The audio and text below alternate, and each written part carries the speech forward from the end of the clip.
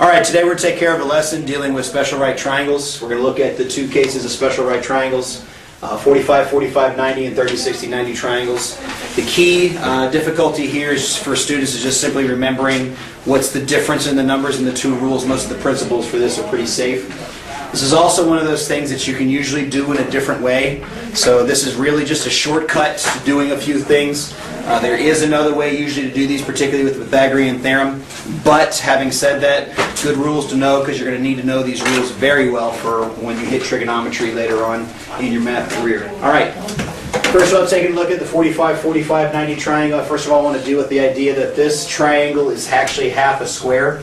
And a lot of times that leads you to understand particularly what's going on with this thing.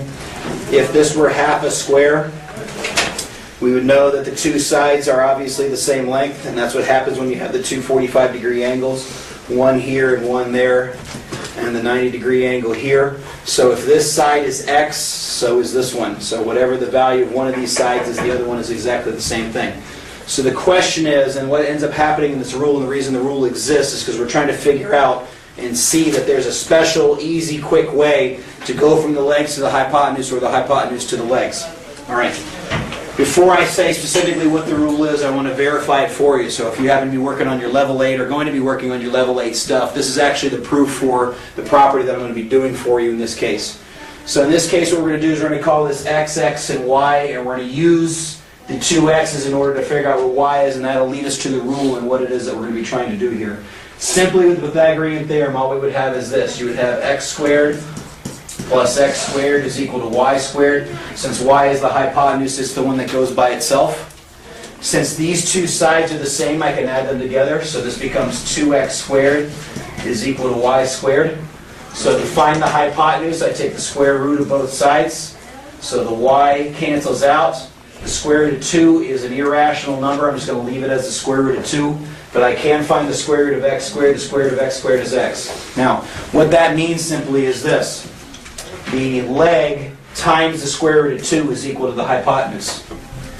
And we remember that it's a 2 because this triangle has two equal sides. In the next rule, 30, 60, 90 rule, there's a square root of 3. And to remember that, there's 3 unequal sides, so it gets the 3. In this case, I have 2 equal sides, so this one gets the 2. So it's really simple. Whatever value x is here or here, whichever one, doesn't matter because they're the same, you multiply times the square root of 2 in order to figure out what the hypotenuse is. It's that simple.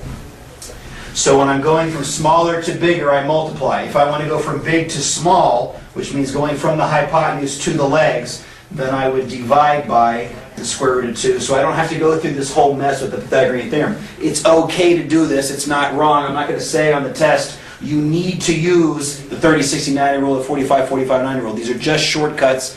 They're shortcuts that will come back to haunt you again later, so it's a good thing to try to go through and try to memorize them. But in general, there's two principles here. First of all, I'm using the square root of 2. Secondly, am I getting bigger? If I'm getting bigger, then I'm multiplying by the square root of 2. And if I'm getting smaller, then I'm dividing by the square root of 2. All right, so let's take a look at a couple of examples. Let me use the same picture.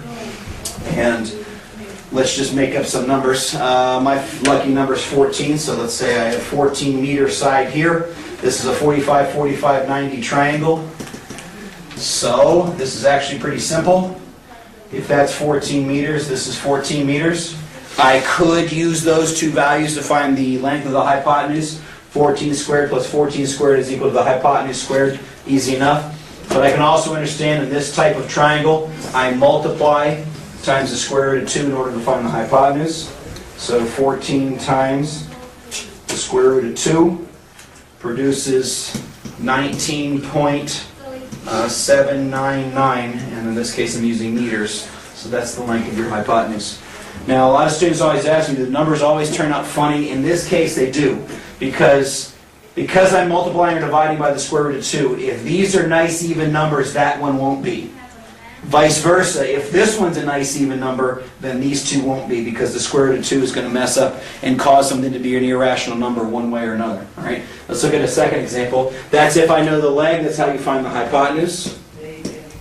Let's say this time I know the hypotenuse is 14 feet. Since this is a 45, 45, 90 triangle, I divide by the square root of 2 in order to figure out one of the legs. So 14 divided by square root of 2 is 9.899 feet. That's the length of that side. Because this is an isosceles right triangle, this is also 9.899 feet. Do not forget my rule that I want things rounded to 3 decimal places. All right?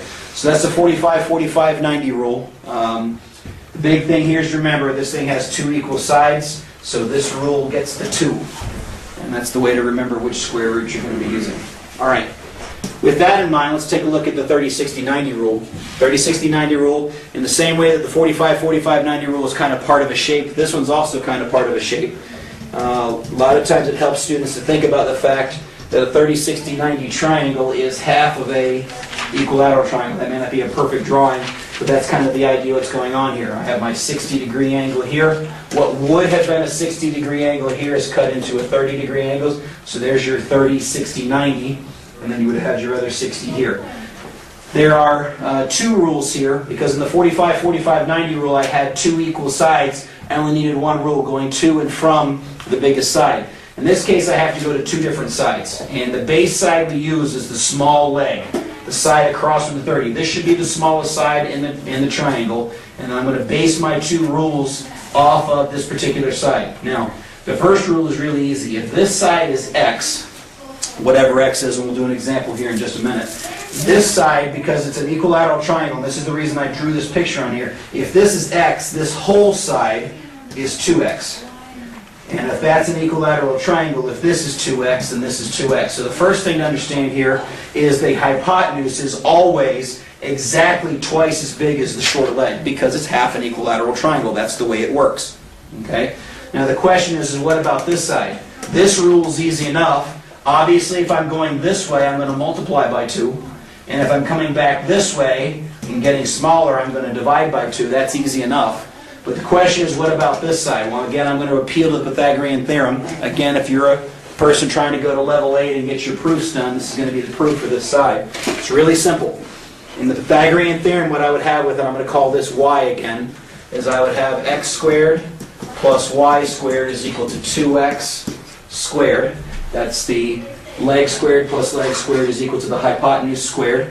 And I'm going to do a little rearranging and solve for y. This becomes x squared plus y squared is equal to 4x squared. Subtract x squared from both sides. It's going to zero out on this side so that y squared is equal to 3x squared. And then when I take the square root to finish solving for y, it's going to cancel the square there. 3 is not a perfect square, so it stays in the radical for at least for now. And the square root of x squared is x. So similar to what we did with the 45, 45, 90 triangle, is now it's whatever the short side is times the square root of 3. So if I want to go from short leg to long leg, I multiply by the square root of 3.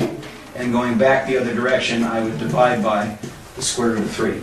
And the way that to remember that is, most students are okay with this multiplying by 2, but what they have a hard time with is remembering which one gets the square root of 3 and which one gets the square root of 2.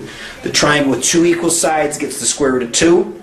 The triangle with 3 unequal sides gets the square root of 3. There's maybe a way to be able to stick that in your brain. All right, let's take a look at 3 examples. I'm going to show you if I'm given one of the sides, how do I calculate the other sides? And so I want to show you all 3 cases of that particular entity. I'm going to switch to black. I'm going to go with 14 again. Let's say this is 14 centimeters. To go from hypotenuse, this is still my 60-degree angle, still my 30-degree angle. To go from hypotenuse to short leg, this is half an equilateral triangle, so that's 14, this is 7. Easy enough. And then to go from short leg to long leg, I multiply by the square root of 3. So 7 times the square root of 3 is 12.124, and this will be centimeters this time. So that's if I'm starting with a hypotenuse, I go through the short leg in order to find the long leg, and it's just a trip basically around the triangle. All right. Second example, I'm not going to put in all the values this time, 30, 60, 90, the same way that it's been before. So let's say this time this is 14 inches. All right, now I have the short leg. Now the rules are easy. Short leg to hypotenuse is double, so this is 28 inches. That's easy enough. And then 14 to long leg is multiplied times the square root of 3 because I'm getting bigger. So 14 times the square root of 3 produces 24.249 inches. And that'd be my last value there. And there's kind of sort of an informal way to check this. It's not a check it for real. We'll learn how to do that later on. But this side should be bigger than this one and smaller than that one. The 30, 60, 90 rule, the rules you learned about shortest side across from longest side and all that kind of stuff is still true. It doesn't change based on the fact that we're starting to study new rules. All those rules about triangles we studied before are still the case. All right, real quick, one last example. What if I'm given the long leg to start with? So let's say this time this is 14 dogs, just to make up some new things, since I think I've used up everything else I know. So 14 dogs long there. I need to get to the short leg and then get to the hypotenuse. Well, now I'm getting shorter. So rather than multiplying by the square root of 3, this time I will divide by the square root of 3 to go from longer to shorter. So 14 divided by the square root of 3 is 8.083 dogs. All right? And there's my irrational number. I divide by an irrational number, so this number is not going to turn out pretty. If this one's pretty, that square root of 3 is going to mess it up. Then I just double that to find the hypotenuse. There's times 2 is 16.166 dogs. All right? That's the special right triangle rules, 45, 45, 90. Got to remember the square root of 2 there because it has 2 equal sides. And the 30, 60, 90 rule has 3 unequal sides, so that one gets the square root of 3. Also got to remember that times 2 rule. That one's usually pretty easy for students to hang on to. If you have any questions, make sure you talk to your teacher and ask about it. Until next time, see ya!